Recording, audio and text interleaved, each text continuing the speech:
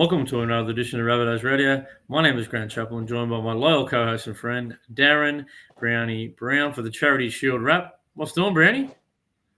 No, not too much, chaps, as you can see. Poolside here in Bali. It's 20 past 8 in the morning, and the sun's out, very warm, and just relaxing. Yeah, it doesn't sound too bad, mate. No, we're just been up to Mudgee on the weekend, obviously, for the annual Charity Shield. Went Thursday, Friday, Saturday, and as soon as we come back, we couldn't wait to book and go again next year.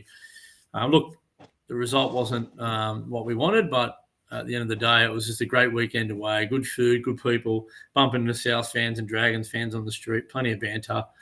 What a great little country town. And I know, talking to some of the South dignitaries there, they were all up there, mate. Mike Cannon-Brooks and Blake Solly and the like, and all the sponsors, and they all seem to love it up there, mate. So I think it's on the calendar every year, mate.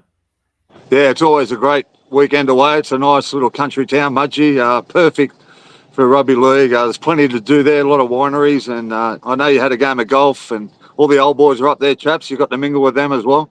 Yeah, I played a game of golf with me mate Dylan, who's up from he was down from not up, he was down from Old Bar, and he come and played. Steve McDermott obviously organised it, the former Players Association event there, and man, it's good. Yeah, all the old boys there, a couple of long bottoms in there, Georgie and 2GB. There was Graham Lyons. You had Ziggy Niscott, Dirty, Ross Harrington. We had Dave Webb, who's a great bloke. They're all there, mate. Yeah, it was certainly a fun little day. Pretty hot. I think Gary Wright was the winner. Gary Wright and his crew had a win. We had a little function at the Orient after it. Had a couple of schooners there with the missus and a friend Belinda, and then we went out the back and had a bit of a mingle out there with some of the old boys, Bundy and the lads. Yeah, I'm disappointed that I missed it, chaps, but next best thing is Bali, so I'm over here attending a 50th birthday, so enjoying it. Yeah, did you get a chance to watch the game, mate? We'll dive straight into it. It was like, I'm not sure what it looked like on TV, but it was very hot. It was in the 30s, very humid. There wasn't a lot of shade out there unless you're in the grandstand, so it was quite uncomfortable to sit down and do nothing. I don't know what it would have been like to defend. I think they defended 8 out of the first 10 sets of 6 of the game. They only had it twice. Once they kicked it out in the full. And the Dragons just had too much possession in that heat, and they were able to pull us apart on that on our right edge D. Looks like Lewis Dodd wasn't pushing off a little bit, and they just kept jamming in. Yeah, we're talking about pulling us apart, and they did that pretty much every time that they had the ball, chaps. Like you just said, we only had 20% of the ball in the first half, and that was because we couldn't defend their tries. They every time they got the ball, they scored a try, and that's a concerning issue for the Rabbitohs. Once again, we just looked like we were at a different level to what the Dragons were, and look, the Dragons, they're not one of the top sides from some of the games that I've seen over the course of the weekend. Some of the teams are on a different level, a different playing level anyway, and it's got to be a concern. I know it's only a trial. We had half our salary cap sitting on the sideline, but it's certainly worrying times for the Rabbitohs. I know they're probably not saying it, but from what I could see, once again, we're getting dominated in the forwards. And for people who say you don't need big bodies in the middle, well, I've got a different theory. Yeah, I was just watching the warm-up. The Dragons warmed up our end, and I watched them, and they're just big from the winger to fullback right through the forwards. I walked around with my camera, and I took a few photos of South warming up down the, I suppose you call it the southern end. And, yeah, we had a couple of big units, but we got a lot of smaller guys on our side, which, it is what it is. I'm sure they're looking to bolster their pack at some stage at the moment. They've got a lot of openings coming up now. We got a few spots available. I'm not sure what's out there on the market. You don't want to get cornered into signing a long-term deal with someone who's probably only because they've got the leeway in the negotiation table, so to speak. They know we need a player. Are they trying to get 2 or 3 year deal when we're only looking for someone for this year? Because I'd say we've got eyes on other people. We've got to be careful we don't get snookered there. But in saying that, we're thin. I went to the captain's run the day before, Brown, and I'm counting I only count 21 players out there. I'm like, Mm. geez, I thought we would have brought some more guys up, but that's just the way they rolled with it. And look, they got off to a pretty slow start. They were defending their line. They were just under every time we'd finish a set of 6, our forwards were on our haunches. It was a really taxing period. But look, I felt like the game changed when probably we have been criticised a bit for our recruitment, but I don't think anyone's going to be critical of Jamie Humphries coming in. Two try assists. He scored a try himself, and mate, he had a bit of a carry on him. He seemed to have impact defensively too. He's quite strong. He hits low and hard around the midsection. For all the negatives out there at the moment, the edge defence and all that, and there was a few positive, Brownie. I thought Jamie Humphries, he looked the part right there at Mudgee. Yeah, he certainly had some nice touches, didn't he, Chaps? So you just rattle off some of his stats, and he looked like he had a lot of energy when he came on. His carries were good, and he took the line on when he was first receiver, and he's probably one of them players that's going to be in the top 17. Now Lewis Dodd, by all reports, he's going to get a week suspension for that hit he did on the winger. But yeah, Jamie Humphries really looked at home there, on the field there. But yeah, he was one of probably only a few players that could say that they had a good game. Yeah, Brownie, you mentioned him, Lewis Dodd. His performance, myself, we're on the back foot a lot, and I think he's done one good kick in the in goal. We've got a repeat set. Another one, he kicked it into him. For some reason, all the South players stood still, and Val Holmes just took it upfield, and a few of the boys got up there and chased and did their best, including the big winger Fletcher Myers, who didn't have a bad game, Brownie. I didn't mind what I've seen from him, but yeah, Lewis Dodd didn't get a lot of front football. Doesn't seem to be able to have any space or beat the first man. And then obviously, bit of a weird rule, but it was an experimental rule. I don't mind it, actually, even though it went against us. But they get 15 minutes to have a look at whether there's a player is injured due to a head knock. They come back and they say, all right, mate, he's got to do 10 in the bin because Joe Blow's come back with a concussion. And we know concussions can be delayed. But it also takes a bit of pressure off the referee. Yeah, it certainly does. And it's happened in a lot of the trials over the course of the past 2 weeks. It seems to be working good. I think it happened with Spencer Lenu yesterday, from what I could see. And yeah, it's a rule that looks like it's going to be included moving forward. And Lewis Dodd, he hasn't had a happy first 2 games in the red and green, and it's a little bit concerning, especially when number 7 is your most important position, and we haven't settled on a number 7 as yet. Would it be fair to say, Brandon, let's just do a hypothetical. If young Jamie Humphries continues on what we saw in the back end of that game on the weekend, if he has a half-decent game against the Dolphins in a couple of weeks' time, would it be out of the realms of possibility to see Lewis Dodd jump in the Reggies for a couple of weeks just to get up to game speed and just work on his edge defence, and when the numbers get sent at him and blokes are throwing lead runners at him, it seemed to put him off pretty quick in defence. Maybe he goes back, learns his craft, because we know he's a good young player. There's no doubt about that. He's got a different skill set to some of the other players in the lineup. He's not the biggest guy, but defensively one-on-one, I thought he was all right when he got a chance to tackle people on his own. When they sent numbers at him, he didn't seem to be able to come up with the answer. Yeah, well, speaking of numbers, every time they went down that right-hand edge, Chaps, they didn't pull us apart by a one-man overlap. There was 2 and 3, and at stages 4-man overlaps. Any one of 4 players could have scored a try when they went down that right edge, and that is a concern. You think they do a lot of work at training, but players obviously not doing their job from the inside out, and yeah, he's probably just one of a couple that really need to work on their edge defence, especially down that right-hand edge where the winger came up with 4 tries in the first half, and who knows, he could have got 5 or 6 if he stayed on the field. Well, he had 4 tries in 30 minutes, Brownie, so he might be one to look out for in your Supercoach team if can pass this HIA in a couple of weeks. But yeah, Louis Dodd, there's a few question marks, and that's fine. I think coming into the season, we knew that he's going to have to prove himself, and I know, Pommy's got a lot of pride in their work, and he loves the rugby league, and I'm sure he'll have plenty of opportunities to prove himself on his 3-year contract, mate. Another one who come under a bit of scrutiny over the last couple of weeks, but I thought Peter Mamazula's 42 tackles there, 62 run murders. Just I think his second spell looked a lot better, Brownie. He just played what was in front of him. He wasn't overthinking it, and he put on a beautiful little line break there for Jai Gray up the middle. It almost could have resulted in a try. I think Isaiah Tass grabs that ball. He goes away and scores.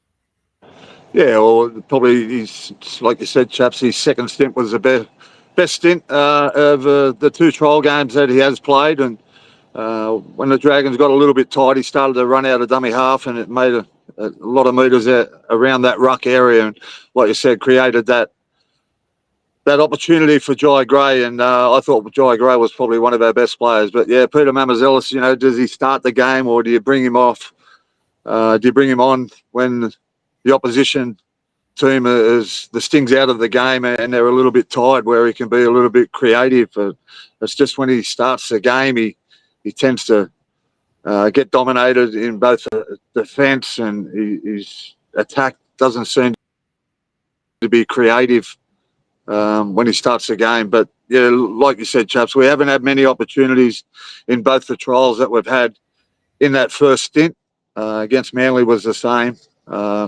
But yeah, especially on the weekend where we only had 20% of the ball, it was very concerning that, our defence, we couldn't stop their roll on. We couldn't stop them scoring tries.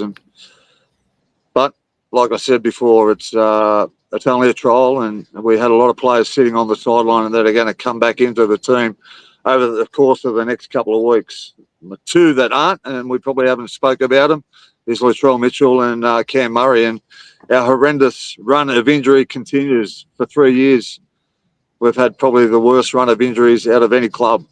But in saying that, we've got to work around that, and the players that come in have got to do the job. And unfortunately, I can't see that happening at the moment.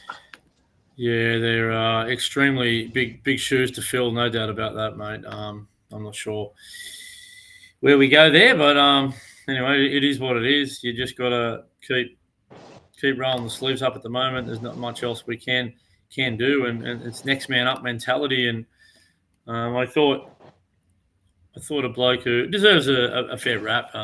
You loved what you've seen from him last year, and a lot of it's just his speed and his will to win. A little Jai Gray. We were down 32-0 or something like that, and little Jai Gray just decided to put something on when there was nothing. It was almost like a 5/8 or a halves try, because he got the ball on a big swing back from Buddy Sullivan from the right side, and he got it as almost like a first receiver, and he just looked up and had a crack, mate. And the little fellow was able to beat him out for. Yeah, once again, Chaps probably the best player on. Yeah.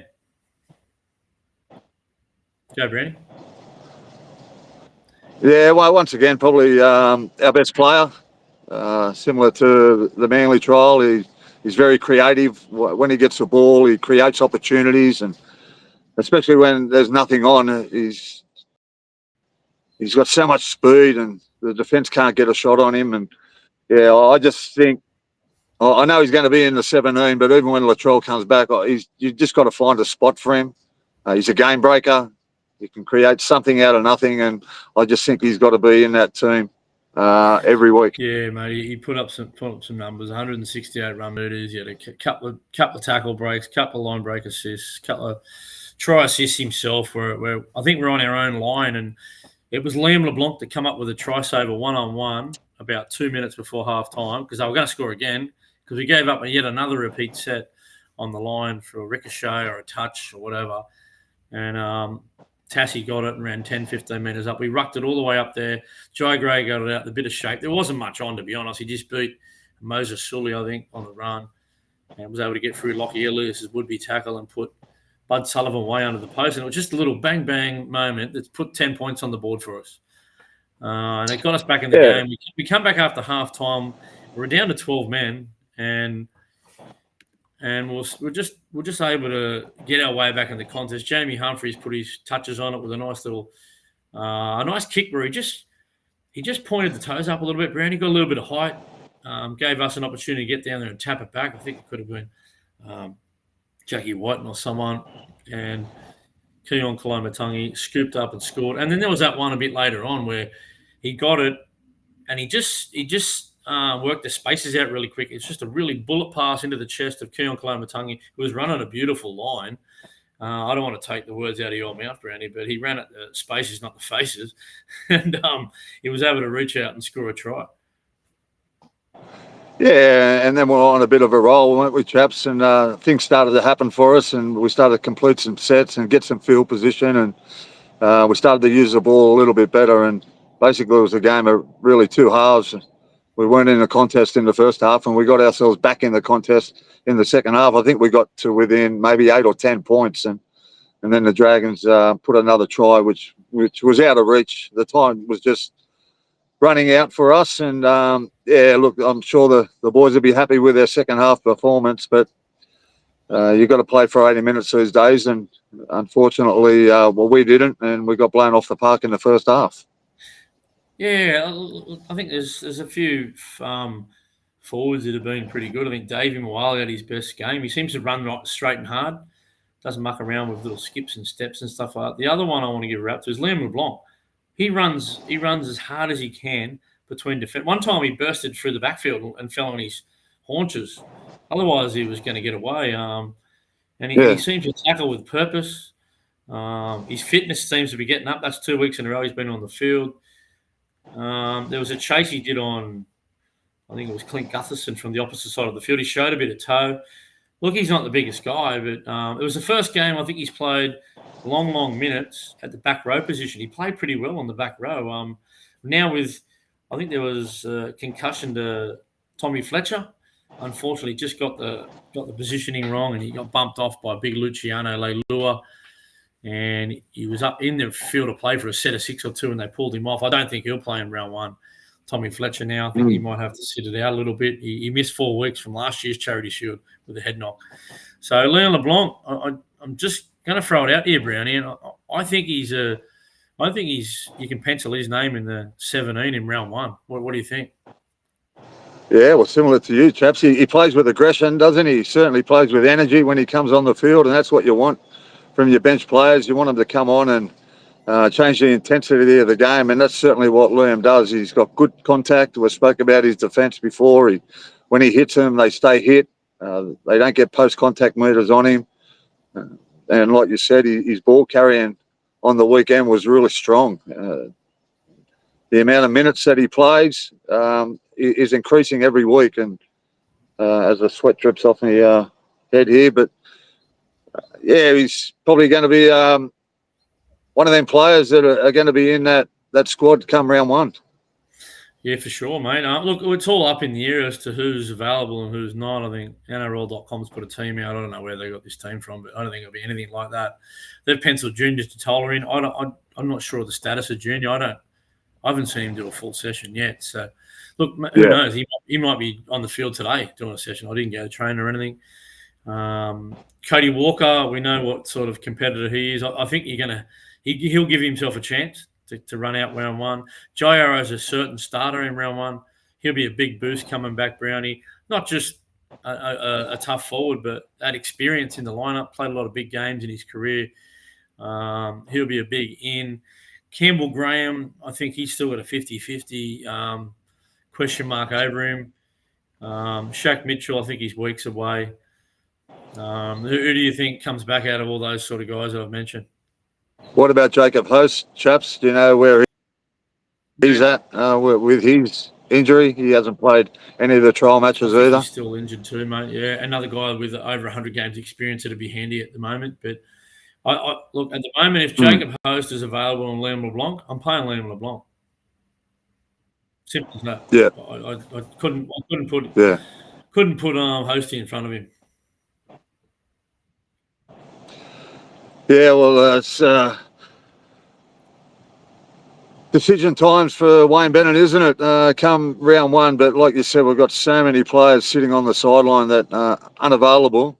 It's concerning, and do we have the depth? And we've said it all along. I believe that we needed middle forwards. Do we have the dollars there to buy middle forwards? I'm not sure where the club's at in terms of their salary cap, but by the sounds of it, there's a couple of middle forwards available. But Wayne's come out in the media and said that he's happy with what we got. And now, if he's happy with what he's got, I just don't think we're big enough. After watching a number of trials over the weekend and some of the sizes of the other NRL teams, they'll be far more dominant than what we will be. Yeah, just like seeing them up close, the Dragons they're monstrous.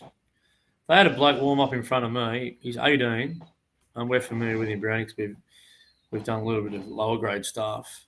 I think it's Junior Pacifica Tonga or Loco Pacifica Tonga. But he hasn't got an ounce of body fat on him. He reminds me of a 18-year-old Payne Haas, but maybe bigger, squarer shoulders. They've got guys like that. I don't think that bloke's going to make the 17. But he's going to have to. He's going to be a factor at some stage this year. I was pretty impressive what I've seen with the Dragons. Probably not the most creative team in the inside backs. With Lockie and young Flanagan, but they've got a couple of young kids knocking on the door. There's a kid called Reed. I think he's in the SG Ball at the moment. He is a superstar halfback. He will be coming knocking in the next 12 to 18 months. He'll be knocking on the door to try and get a start. He's got superstar qualities written all over him. They've got a half a dozen young big forwards coming through. Some of the outside backs look exciting. On the other hand, they're looking pretty strong, the Dragons. Yeah, look, I don't want to be negative, and I hope Wayne is right in what he's saying. You know what I mean? And I want to see the club do well, but I just think we're short, and we're a small pack in terms of. And like you said, Jai Arrow, experienced player, but I'm not sure where they're going to play. If they're going to play him on an edge or in the middle, but we don't seem to have much size, chaps. I'm worried if Davey Mwali goes down. Because as much as I love Sean Keppie, the first two carries of the day, he got put on his back. He didn't land on his front and dominate the play of the ball. And you kind of got to do that in those opening exchanges. You've seen the Manly game, the St. George game. We've been dominated in the middle of the field in the first few minutes, and it resulted in the opposition sitting up the other end of the field and putting points on. You put too much pressure on our edges, and they were able to come up with that. And look, hopefully there's a sprinkling of players coming back in the next month, and we might be talking about something completely different in the next few weeks. But we got a big challenge coming up against the Dolphins in a couple of weeks. A team, they've got plenty of big fellas, plenty of experience, got some mobile outside guys. They've got a classy little halfback still learning his craft in Katoa. We got a fair game coming up, Brownie. Yeah, I'll be up there, but look, I'm only basing my thoughts and from what I've seen from the other teams. I'm not sure if you've seen the Knights game yesterday against the Roosters, and that's one positive that we can take out of the weekend, that the Roosters got beat more points than what we did. So, but they're at our level at the moment, but. In terms of the Newcastle Knights, they're a big pack. They're mobile. They play a fast brand of footy, and they were really good to watch yesterday. Like you said, they're coming up against a Roosters team, which was pretty much full strength, apart from a couple of players who were out injured. They look really good. The Tigers look really, really strong. They got a big pack as well. So, I just think, hopefully I'm wrong. And we can get a win up there at Suncorp in round one. Because it's a tough little month of footy. Cronulla Sharks are monstrous and mobile too, especially in the forwards. Look at the include. They had a good forward pack last year, but you add Aden Fanua-Blake down the middle of the field and his late footwork and his soft hands in the middle of the field, his big motor. He's gonna test us big time. So anyway, the SG Ball had a game, Brownie. They were down 16 block. Sorry, they're up 16-0 and and sort of blew a lead late. Ended up getting beat 26-16, I think it was. Their first loss of the season out of both the boys. But I think both boys teams are playing this Saturday. They're playing different sides, I think. One's playing Manly, one's playing the Tigers. Haven't had a great look at it. Obviously, been away all weekend. If you're around, I might try and get myself out there to Redford. When are you back from Barley, Brownie? Mate, I get back next Tuesday. So I've still got a bit of time left here. Another week here. So I won't be back for that particular game. No worries, mate. Don't do anything I wouldn't do over there, mate. Anyway.